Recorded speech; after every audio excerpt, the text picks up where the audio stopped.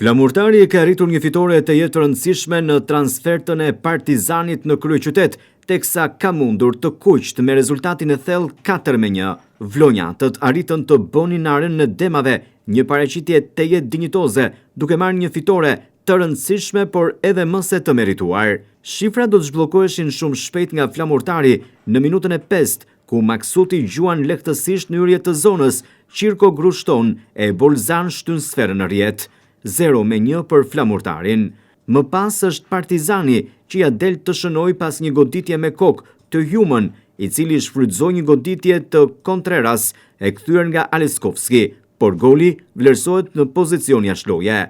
Në minutën e 25 Flamurtari do të shënonte edhe një tjetër gol, ku një aksion i bukur i vlonjatëve me Lushajn, i cili nga e djathta pason për Bolzan, sulmuesi me finte shënon në portën e Qirkos. Në minutën e 33 do të shënonte Partizani të vetmin gol.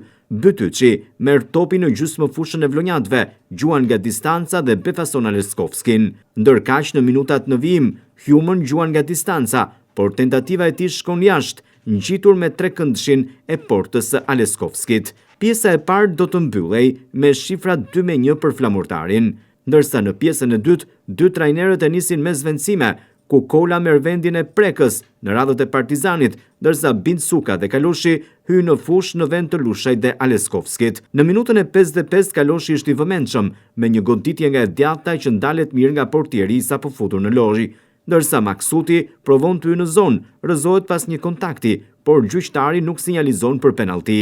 Në minutën e 76, Flamurtari do të shënonte një tjetër gol, ku Diawara merr topin nga në të djathtë dhe me një gjuajtje të fortë diagonale mposhtë Qirkon.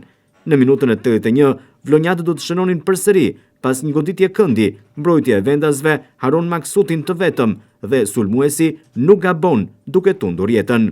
5 minuta shtesë në përfundim të 90 minutave, ndërsa e gjithë ndeshja do të mbyllej me fitoren 1-4 të Flamurtarit. Ndërkaq, janë edhe 2 sfida të tjera për të luajtur nga Flamurtari, një të mërkurën dhe një në fundjavë.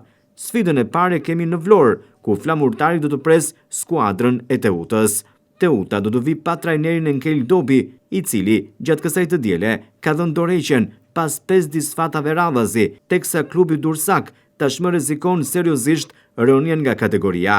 Ndërsa në ndeshjen e fundjavës, Flamurtari do të udhtojë drejt transfertës së vllaznisë së Shkodrës në 2 takime, të cilat janë të jetë të rëndësishme për vazhdimësinë dhe ku do të kërkohen 6 pikët e plota.